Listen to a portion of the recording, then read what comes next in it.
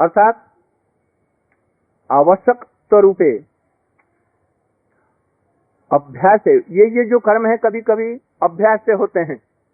क्या? रसोई बनाना और जितने भी कामों को कहा, ये सब ऐसा अभ्यास है जैसे चैतन्य महाप्रभु जी झारखंड में पथ में चल रहे हैं। जब भूख तो लगती नहीं, किंतु जब खाने बैठते हैं उस समय जो पहले जो हा कृष्ण और कृष्ण कृष्ण कृष्ण कृष्ण कृष्ण कृष्ण कृष्ण है, राम राघव राम राघव राम राघव राम है इत्यादि जो कहते हैं, साथ ही साथ में उनके लिए प्रसाद आया चलते, तो वो क्या करेंगे? वो सब भूल जाएगा, भावावेश दूर हो जाएगा। नहीं, उस समय में भी रो रहे हैं, सब कुछ है, थाल दे दिया तो अभ्यास बस 2-1 गिलास खा लिया, नहीं तो नहीं खाया। इस तरह से उनके काम अभ्यास से होते हैं। उसी तरह से गोपियों के सारे काम अभ्यास के बस्ता हो रहे हैं और कृष्ण के लिए भी हो रहे हैं, दोनों चीजें। कभी कभी सब समय ऐसा नहीं समझना चाहिए। यदि श्रीमती राधिका जी या गोपियां कृष्ण के लिए मनोहर लड्डू, खीर और सक्सूली इत्यादि बना रही हैं, अमृत केली और कौन केली, ये सब जब बना रही हैं तो मन से बनाती हैं ना, कैसे बनाती हैं? आखिर इसको अभ्यास से कर रही हैं, अनुरक्त हैं और साथ साथ में कृष्ण के लिए अत्यंत प्रिय हो, ऐसे बनाती हैं। इसलिए कृष्ण सेवा की चीजें भी ऐसी होनी चाहिए। भले ही हम साधन अवस्था में ऐसा कर सकते हैं कुछ कुछ बिना अनुरक्त हुए उन विषयों में, किंतु कृष्ण के लिए जो सेवा करेंगे उसमें अनुरक्ति भी होनी चाहिए, केवल अभ्यास नहीं, दोनों चीजें होनी चाहिए। इसलिए ऐसा नहीं कि अर्चन कर रहे हैं तो अभ्यास बस तक कर रहे हैं, उसमें मन नहीं दिया, या रसोई बना रहे हैं तो ऐसे नहीं। प्रति के साथ में कृष्ण को प्रिय लगने के लिए ये सब चीजों को करना चाहिए।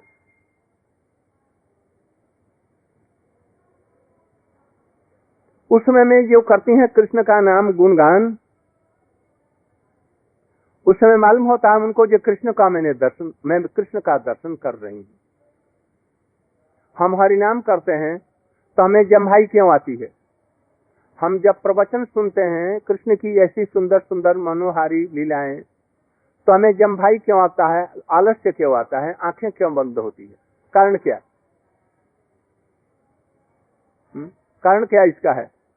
ये श्रद्धा पूर्वक हम सुन नहीं गए, इसलिए ये सब आलस्य है। संसारी कामों में आसक्ति, आलस्य प्रमाद तो नहीं आता, किंतु यहाँ पर आ जाता है। इसलिए रुचि को बढ़ाने की भी चेष्टा करनी चाहिए।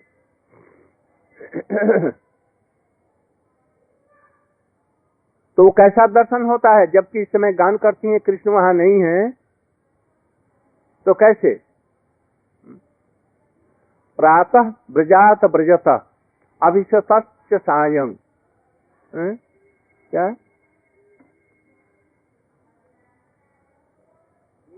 गोभी समम कणे तो अश्च निशम वेन निर्गण्य निर्गत्य तूर्णमबलापति भूरुपन्य पश्यन्ति सत्समुखो मुखम सदयावलोक।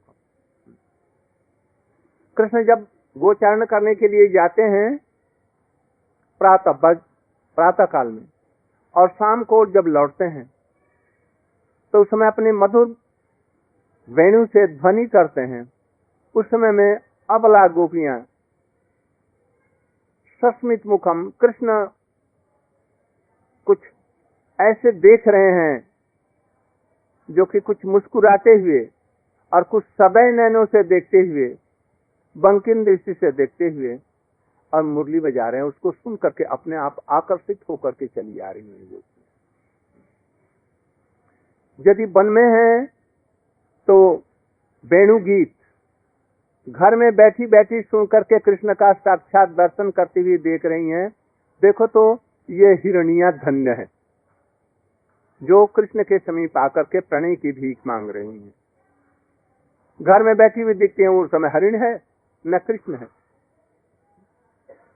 कृष्ण को ऐसा इस तरह से साक्षात दर्शन करती हैं। हम साधन भजन में भी इसी प्रकार से भजन करते हुए चिंतन करें इन लीलाओं। नहीं होता है तो उसके लिए प्रार्थना करें, उसके लिए रोएं। कैसा दर्शन? क्रीड़ा करते करते ब्रज मध्यवर्ती श्री कृष्ण साक्षात उपस्थित होने पर साक्षात दर्शन संपन्न है।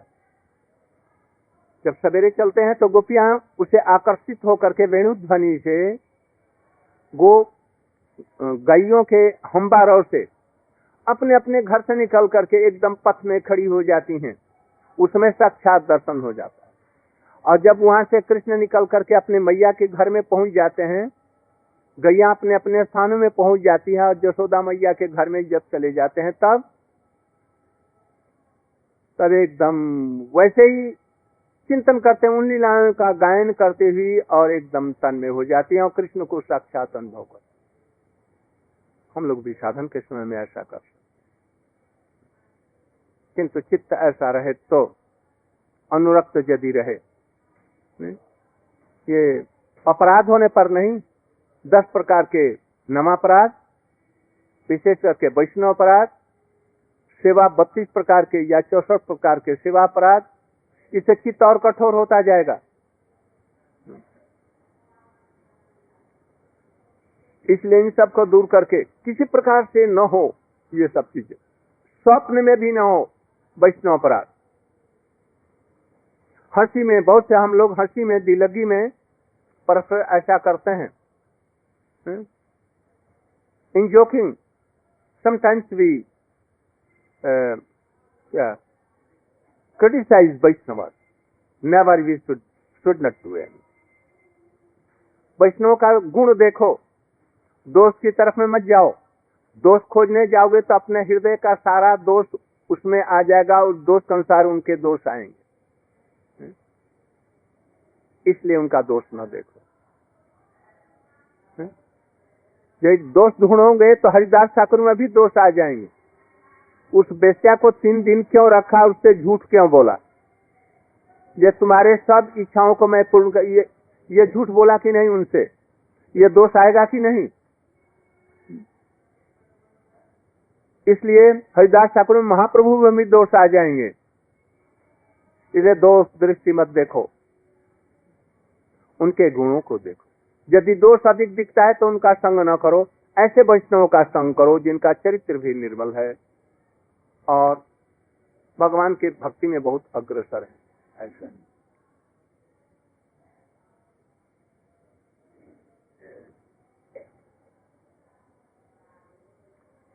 तो इस प्रकार से साक्षात दर्शन करती हैं। कब? जब कृष्ण ब्रज में आ रहे हैं, जा रहे हैं। जब कृष्ण प्रातः काल में, प्रातः ब्रजात ब्रजतः, ब्रजता माने जब कृष्ण ब्रज से निकल करके वन में, एक वन से दूसरी वन में, इस तरह से बहुत दूर जब चले जाते हैं तो गोपियां क्या करती हैं? बहुत देर तक वहीं पर खड़ी रह जाती हैं, पत्थर की मूर्ति के समान। ये भी दूर हो जाता, आकाश में धूल तक देखती हैं और कृष्ण का स्मरण। जब वो चले जाते हैं तो बहुत देर तक खड़ी रह, तो उनकी सास अथवा उनके घर वाले उनको कैसे तैसे लाते और घर आकर के क्या करती हैं? बस उन्हीं का लीला का चिंतन, उनका गान। दूसरे समय में, विरह के समय में, ये दोहन इत्यादि का जो बतलाया, रसोई बनाना, माला ग्रंथन इत्यादि, उनका नाम गुणगान करने से ही स्फूर्ति में साक्षात की भांति कृष्ण का दर्शन करती हैं। हम लोग हरि नाम करते समय साक्षात कृष्ण को देखो तो ऐसे नहीं आते। तो गोवर्धन परिक्रमा किया है, वृंदावन की परिक्रमा किया है, भांडीर वन की किया है, उस समय का चिंतन करो लीलाओं, जो वहां पर कौन कौन सी लीलाएं हुई। यहीं से बैठे हैं भांडीर वन की लीला, नंद बाबा कृष्ण को लेकर के चल रहे हैं, घना घोर आकाश में बादल छाए हैं, बीच बीच में बूंदे पड़ रही हैं। एक तो घना घोर आकाश घने बादलों से ढका, और दूसरा उस जंगल में जो पेड़ हैं तमाल इत्यादि के अत्यंत हरे भरे होने से और अंधकार, और कृष्ण नंद बाबा के हाथों से निकल करके श्रीमती जी के हाथों में जाते हैं, और वो लेकर के भांडी बट के नीचे आती है। साथ साथ में ललिता विशाखा इत्यादि शक्तियां वहां पर परम किशोर अवस्था में, और कृष्ण भी किशोर हो जाते हैं, और उधर से ब्रह्मा जी निकलते हैं। गांधर्व वहां पर विवाह होता है, तरह तरह की लीलाएं होती हैं। सखाओं के साथ में गोचारण करते हैं, बंसी बट में रास भी करते हैं। वेणु कुप के यहाँ रास पर गोपियां थक जाने के बाद वेणु से कूप खोद कर और उसमें सुंदर पानी निर्मल निकलता है, से गोपियों को संतुष्ट करते हैं, पिलाते हैं। हरि नाम करो, हरे कृष्णा और चिंतन करो। तो ये सब तरीके हैं। किंतु संसार की requirement, if you require so many things of worldly things, then how you can do. यदि सांसारिक वासनाएं हैं और पॉकेट यदि गर्म है, if your pockets are so warm, then you cannot be. We will have to be like अकिंचन निष्किंचन। जब तक अंकिंचन नहीं अकिंचन होगा तब तक गड़बड़ी है भाई, तुम्हारी आसक्ति कहीं और है। इसलिए धीरे धीरे इन सबको दूर करो, अनेक कृष्ण में बनाओ। ये एक एक पैसा किसके लिए है? कृष्ण के लिए है। तो फिर अपना उपयोग मत करो उसमें से अपने लिए। यदि कृष्ण कहा तो किसके लिए करो? तो देखो ये चित्त ऐसा होता है कि नहीं। हाँ, अब मैं संसारिक कामों में नहीं करूंगा, किंतु अपने लिए तो उपयोग करूंगा। अब तुम निष्किंचन हुआ तो तुम्हारा नहीं रहा, अन्यथा एकदम दे दो संपूर्ण रूप से। जब तक ये सब चीज रहेंगी और तब तक तुम प्रेम चाहेगा, कैसे होगा? नहीं हो सकेगा।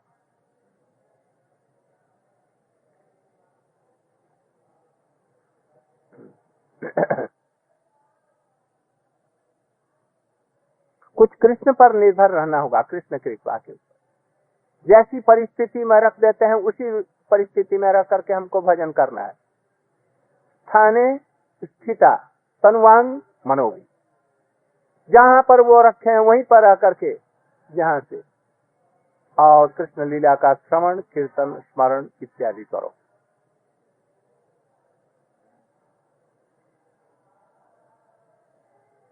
अथवा यदि गुरुजन के, यदि ये गोपियां हैं जब घरों में जाती हैं, यदि उसके सास ससुर या और लोग नहीं है तो वो तो गान करती हैं, गोविंद दामोदर माधवेति इत्यादि, या और कीर्तन करती हैं कृष्ण गोविंद। जो बोलो तो कृष्ण गोविंद गोविंद। उस समय में असमर्थ होने पर वे, उनका चित्त उरुक्रम चित्त जाना, उरुक्रम श्री कृष्ण के सन्निधि में, उनके समीप में वो चला गया। उनका चित्त जो यहाँ गान करने में रत था, अब वो कहाँ चला गया? जहाँ कृष्ण है उनमें चला गया। चिंतन करते करते करते यहाँ पर कृष्ण गोचारण कर रहे हैं, तो क्या देख रही हैं? आज जमुना जी हाथों में उपहार लेकर कृष्ण के चरणों में, पहले तो वो बस तख्तल चक गई, कृष्ण अनासक्त कुछ दिखे तो लज्जित हो गई, तो नीचे उतर गई और चरणों में उपहार देने लगी लज्जित होकर के। उनकी धारा अवरुद्ध हो गई और उसमें भौरे पड़ने लग गए। ये सब चिंतन करे, देख रही, अरे जमुना जी थोड़ा सा इधर गई तो देखा क्या? आकाश से सुंदर सुंदर बूंदे गिर रही हैं और मेघ छन्न हो गया। ये तो कृष्ण के सखा है ना, इसलिए इनको छाया करने के लिए ही आ रहे हैं। सबसे मुनि की चिंता, और हम लोगों की कृष्ण की चिंता करते हैं और ढेर समस्त संसारिक विषय आ जाते हैं। हरिनाम करते हैं तो भूल जाते हैं और बस देखते न जाने कहाँ हम। इसलिए ऐसा भजन करने की चेष्टा करें। यदि हरि कथाओं में रुचि हुई तब तो ये अनायासी हो जाएगा, और नहीं तो होना बड़ा भारी कठिन है।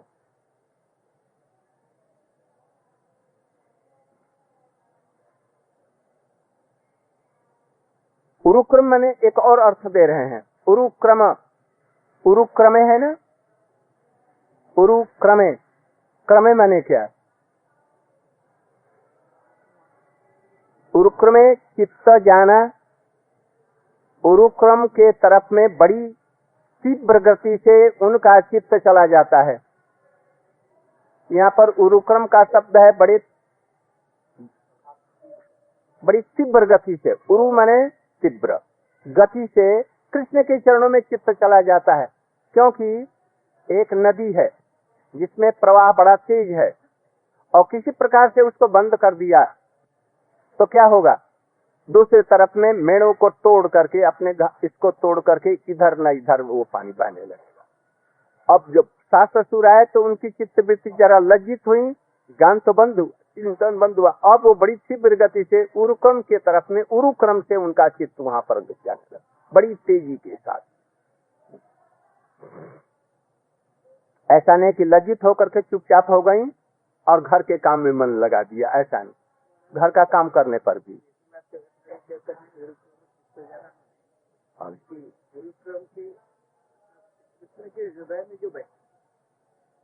ठीक है, सुनो अब आ रहा है। इस प्रकार से महाचित्त चोर श्री कृष्ण के प्रति अनुरक्त धिया, अनुरक्त होकर श्री कृष्ण के प्रति अनुराग के सहित प्रविष्ट धी माने बुद्धि, बुद्धि माने यहाँ पर हृदय, चिंता स्रोत, विचार स्रोत, जहाँ दिगे जिनका है वे गोपांगनाएं सब विचार आचार शून्य, आचार विचार शून्य, कभी स्नान किया कभी नहीं किया, कभी भोजन किया नहीं किया, कपड़े बदले नहीं बदले, ये सब समाधान कौन कर रहा है?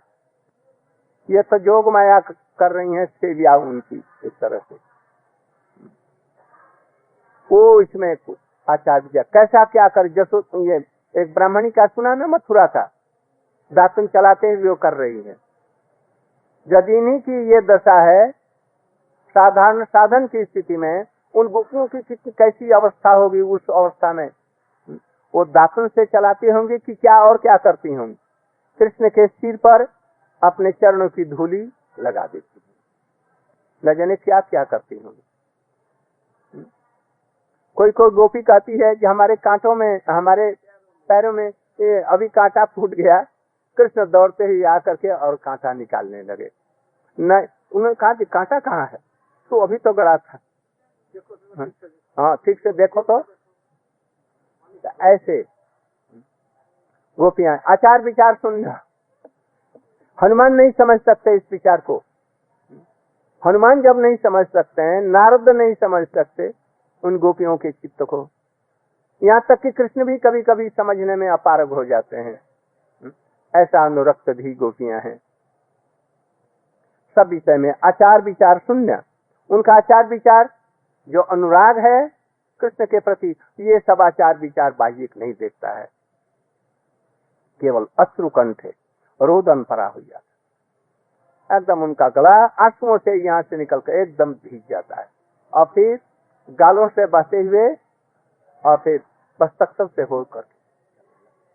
कभी देखो अनुभव करके यदि होता है, आभास में भी हो, कभी संसारी कामों के लिए अभी कोई कुछ बच्चों को कोई ऐसे कर दे, देखो जो कितने जोर से लंबी सांस या प्राण निकला, और आंखों से एकदम सख्त से करके निकला। प्रॉब्लम यही है, यदि यही इस स्थिति हो, ये स्थिति न हो, इसका आभास भी हो, कोई संसार में प्रॉब्लम नहीं है, उसका चित्त कहीं भी संसार में नहीं जा सकता। जगत का सौंदर्य, माधुर्य, जितना जो कुछ है, ऐश्वर्य, कभी भी उसके चित्त को स्पर्श नहीं कर सकता। इसलिए उरुक्रम मात्र